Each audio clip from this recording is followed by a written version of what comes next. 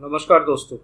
आज हम बात करेंगे इंटरनल ऑडिट्स के ऊपर। परफॉर्मेंस एवोल्यूशन में वेरी इंपॉर्टेंट, अगर हम ऑर्गेनाइजेशन के ओवरऑल क्वालिटी मैनेजमेंट सिस्टम का एवोल्यूशन करें तो मैनेजमेंट एंड सारी टीम, सारे प्रोसेसेस इन्वॉल्व होते हैं, पर्टिकुलरली दो प्रोसेस में, internal audit and MRM. First of all we will talk about 9.2 clause which is related to internal audit. हमें अपने आप अपने सिस्टम को वेरीफाई करना है कि हम सारी रिक्वायरमेंट्स को मीट कर रहे हैं, हम सारे रूल्स को फॉलो कर रहे हैं throughout the organization. Conduct internal audit at planned intervals to get information whether QMS confirm to the organization own QMS system, QMS confirm to the requirement of ISO 9001, QMS is effectively implemented and maintained.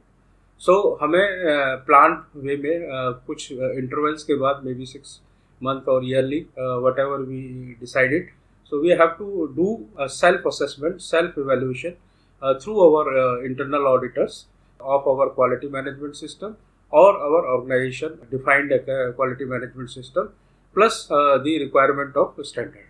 So we have to see our system is effectively implemented and maintained. सबसे पहले हमें internal audit का plan बनाना है।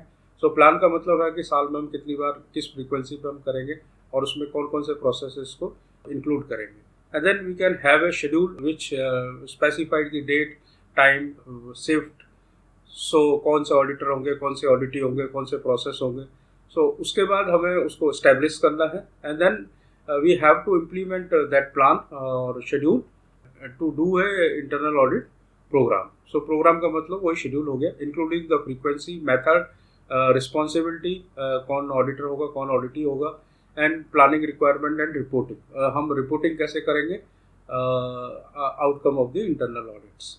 Consider the importance of the process concern changes affecting the organisation and result of previous audit. पिछले cycle के audit results क्या रहे हैं, किस प्रोसेस में ज़्यादा एनसीज हैं, उसको हमें इम्पोर्टेंस देनी है। जो हमारे प्रोसेसेस के अंदर जो रिजल्ट्स या KPIs के टारगेट्स मीट नहीं हो रहे हैं, गैप ज़्यादा है, उस प्रोसेस को हमें इम्पोर्टेंस देनी है। एंड अगर कोई चेंजेस हुए ऑर्गेनाइजेशन में, उसे हमें कवर करना है कि क्या जो चेंजेस होने के बाद जो प्रोसेस के अंदर चेंजेस हुए हैं, वो जो चेंजेस वाली रिक्वायरमेंट्स है उसको इफेक्टिवली इम्प्लीमेंट हुआ है कि नहीं हुआ है। Define the auditor criteria and scope of the audit.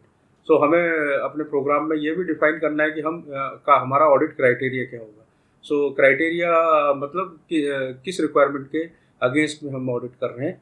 वो मे बी इंटरनल प्रोसेसेस हो सकते हैं, इंटरनल SOPs हो सकते हैं, ITF की एंड ISO की रिक्वायरमेंट्स हो सकती हैं, कस्टमर स्पेसिफिक रिक्वायरमेंट्स हो सकती हैं, legal statutory requirements. And scope of the audit का मतलब है कि हम किस प्रोसेस का ऑडिट करने जा रहे हैं। हमारे इस ऑडिट का क्या स्कोप रहेगा, हम कौन से प्रोसेस का ऑडिट करें। And we have to select the auditors and conduct audit, ensure objectivity and the impartiality of the audit process. हमें ऑडिटर सेलेक्ट करना है, और इम्पार्शियलिटी को मतलब है कि कोई फेवर ना करे auditor and in the audit process. वो इंश्योर करे कि जो ऑडिट की ऑब्जेक्टिविटी है कि हमारा quality management system overall improve करे। ensure the result of audits are reported to relevant management।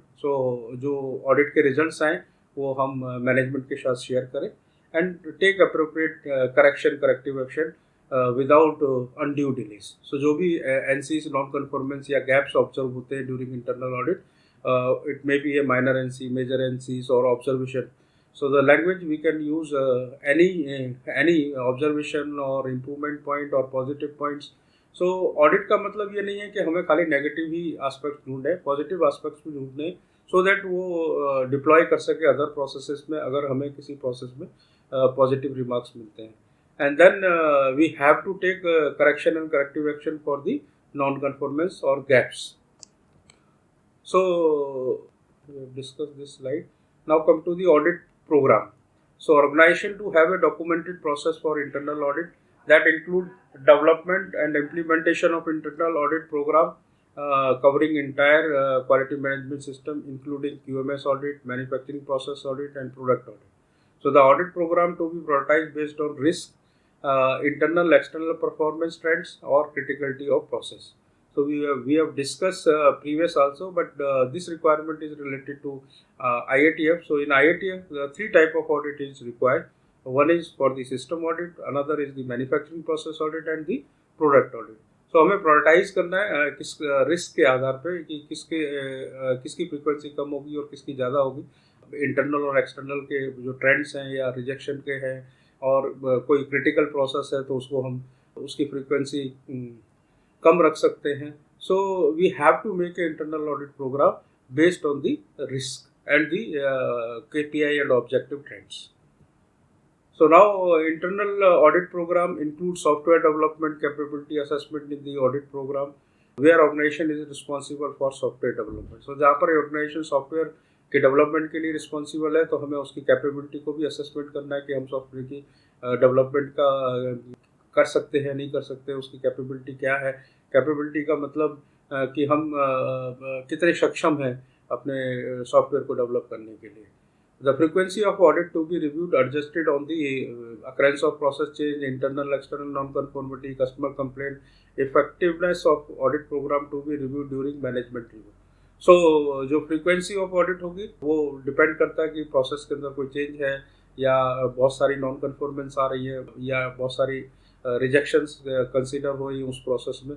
तो उसकी फ्रीक्वेंसी को हम कम कर सकते हैं और जिनमें प्रॉब्लम्स कम है उसकी फ्रीक्वेंसी बढ़ा सकते हैं. And depend on the customer complain also. And जो ऑडिट प्रोग्राम है उसकी इफेक्टिवनेस को हम रिव्यू करें मैनेजमेंट रिव्यू के अंदर विद मैनेजमेंट.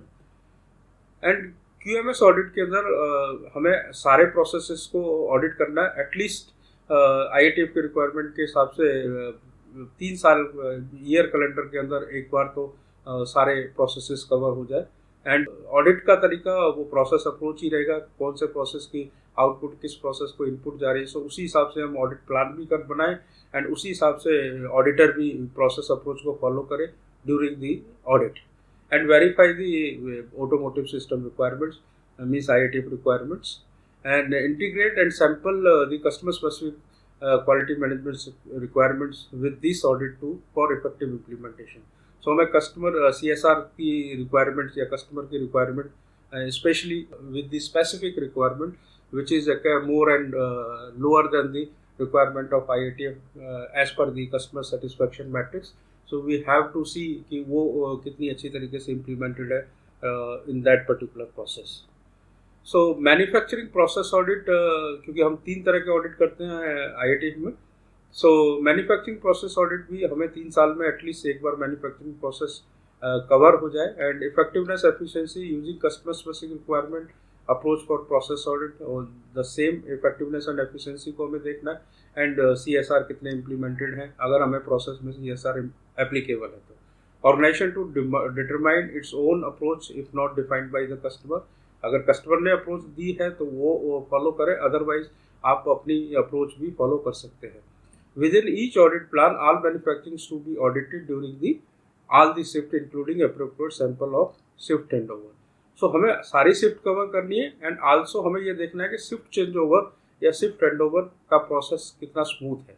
सो वो भी हमें मैन्युफैक्चरिंग प्रोसेस के अंदर ऑडिट करना है.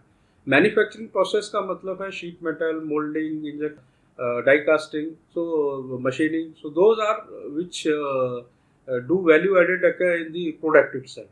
सो we have to do the audits of manufacturing process. और उसके अंदर हमें विशेष ध्यान देना है कि जब कंट्रोल प्लान के अंदर अगर आप देखें तो प्रोसेस कैरेक्टरिस्टिक्स लिखा होता है, तो हमें ये देखना है कि क्या हमारे प्रोसेस फ्लो डायग्राम के हिसाब से प्रोसेस हो रहा है. ऐसा तो नहीं कि हमने सीक्वेंस चेंज कर दिया है, फर्स्ट ऑपरेशन पहले होना चाहिए और हम फर्स्ट ऑपरेशन को उठा के थर्ड में ले गए और सेकंड को पहले कर दिया. सो उसको भी हमें देखना है कि कंट्रोल प्लान कितना इफेक्टिवली इम्प्लीमेंटेड है. And also we have to see the process parameters, उसी के हिसाब से हमारा प्रोसेस चल रहा है कि नहीं चल रहा है. सो हमें यहाँ पर ये फोकस करना है कि क्योंकि कस्टमर कंप्लेन या रिजेक्शन या cost of poor quality generate होती है मैन्युफैक्चरिंग प्रोसेस से. सो हमें देखना है कि क्या हमने जो डिजाइन किया था मैन्युफैक्चरिंग प्रोसेस उसी हिसाब से चल रहा है.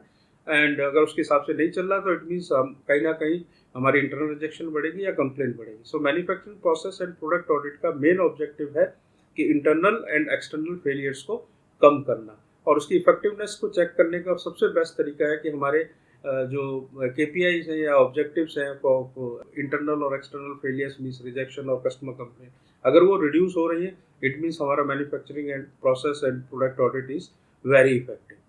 सो FME एंड कंट्रोल प्लान को भी हमें देखना है कि वो इफेक्टिवली इम्प्लीमेंटेड है। बेस्ट अप्रोच है कि ऑर्गेनाइजेशंस यूज़ करती हैं कि कंट्रोल प्लान के अंदर से प्रोडक्ट एंड प्रोसेस करेक्टरिस्टिक को चेक करें और देखें कि वो रिक्वायरमेंट्स सारी की सारी उसी हिसाब से चल रही है जिस हिसाब से हमने कंट्रोल प्लान में डिफाइन किया हुआ है। सो इसका पर्पस मेन है कि जो हमने रूल बनाए क्या वो रूल्स है शॉप फ्लोर पे फॉलो हो रहे हैं, और जिस तरीके से रूल हमने बनाए हैं with line with the process flow diagram, क्या वो सारे के सारे रूल अचीव हो रहे हैं। We can combine process and manufacturing process and product audit, क्योंकि कंट्रोल प्लान में दोनों करेक्टरिस्टिक्स डिफाइन है। सो एक ही बार में हम product characteristics and process parameters दोनों चेक कर सकते हैं, बट आप इंडिपेंडेंट अलग अलग भी कर सकते हैं। And the product audit using customer specific requirement approach to appropriate stage of production and delivery to verify conformity of the specified requirement. तो अगर हम कंट्रोल प्लान के हिसाब से करेंगे तो प्रोसेस फ्लो के हिसाब से स्टेज वाइज करेंगे, पहला operation, second operation and the third operation. So अगर कस्टमर ने कुछ स्पेसिफाइड अप्रोच दिया है तो हमें वो सिस्टम फॉलो करना है, कस्टमर डिफाइंड सिस्टम फॉलो करना है। अदरवाइज वी हैव टू सी कि हमारे स्टेज वाइज है क्या सारी requirements as per the desire process design manufacturing process design के हिसाब से चल रही है। The control plan is effectively implemented. So यहाँ पर हम इसकी इफेक्टिवनेस चेक करने के लिए सबसे बेस्ट टूल वही है कि इंटरनल एंड एक्सटर्नल रिजेक्शंस या कॉस्ट ऑफ पुअर क्वालिटी हम कितना कम कर पा रहे हैं, and we should identify the gaps as per the rules and the implementation. So where approach is not defined by the customer, organization to define its own approach for the product audit. Now come to the management review. So review the quality management system at planned interval, ensure the continuity of suitability, adequacy, effectiveness and alignment. So हमें plan interval पे means same internal audit की तरह frequency defined frequency के base के ऊपर हमें पूरा quality management system को रिव्यू करना है। क्या वो आज की डेट में भी सूटेबल है हमारी ऑर्गेनाइजेशन के लिए, और क्या वो उसकी एडुकेसी बहुत अच्छी, उसके रिजल्ट सही आ रहे हैं जो हम चाहते हैं, एंड उसका इफेक्टिवनेस अच्छा है, और अलाइंड है वो हमारा quality management system with the top management requirement और strategic direction of the organisation. जो हमारे गोल्स हैं या बिजनेस गोल्स हैं या हमारा विजन एंड मिशन है उसी के अलाइन है हमारी सारा quality management system. Management review to be conducted at least once in a year.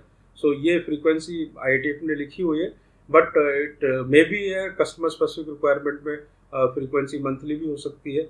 कुछ IATF सब्सक्राइबिंग कस्टमर ने मंथली रिव्यू बोला है एट द शॉप फ्लोर या उनकी लाइन पे। सो वो रिक्वायरमेंट्स को भी हमें मीट करना है, but at least minimum once in a year तो हमें करना ही है। The frequency of management review to be increased based on the risk of compliance or customer specific requirements.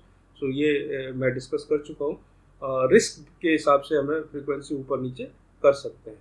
So resulting from internal and external changes impacting the quality management system and performance related issue. So अगर कुछ major severe issues है तो हम management review की frequency increase कर सकते हैं। Sorry reduce कर सकते हैं, मीन्स मंथली कर सकते हैं या फ्रीक्वेंसी बढ़ा सकते हैं। So in management review we can do a matrix based also, कि पूरे साल का हम प्रोग्राम बना लें, एक डिपार्टमेंट का अभी कर लें और बाद के डिपार्टमेंट का अगले महीने कर लें। तो ऐसे भी हम पूरे सारे प्रोसेसेस को कवर कर सकते हैं वीकली बेस पे या मंथली बेसिस के ऊपर ईच प्रोसेस का रिव्यू करके। And some good examples in the company की सारे ओपन पॉइंट्स को हम एक ही एक्सेल सीट में रखे और जो क्लोज होते रहे तो उनको क्लोज करते रहे, सो दैट कि हमें मालूम रहे कि कौन कौन से पॉइंट हमारे क्लोज हो गए और कौन से ओपन है। सो मैनेजमेंट रिव्यू के अंदर जो इनपुट्स मैंडेटरी इनपुट्स हैं as per the requirement, the previous review के जो ओपन पॉइंट्स है वो हम रिव्यू करें। एक्सटर्नल और इंटरनल इश्यूज जो रिलेटेड टू QMS उसके अंदर कोई चेंजेस हुआ है इंटरनल और एक्सटर्नल इश्यूज के कारण, या इंटरनल और एक्सटर्नल रिक्वायरमेंट्स के कारण अगर कोई चेंज हुआ है तो उसको रिव्यू करें। परफॉर्मेंस रिव्यू करें पूरे क्वालिटी मैनेजमेंट सिस्टम की, यहाँ हम KPI सारे प्रोसेसेस के इफेक्टिवली टारगेट्स को मीट हो रहे हैं या नहीं हो रहे हैं। रिसोर्स हमने सब जगह दे रखे हैं, जो भी रिसोर्सेस हमारे प्रोडक्ट या प्रोसेस के लिए चाहिए।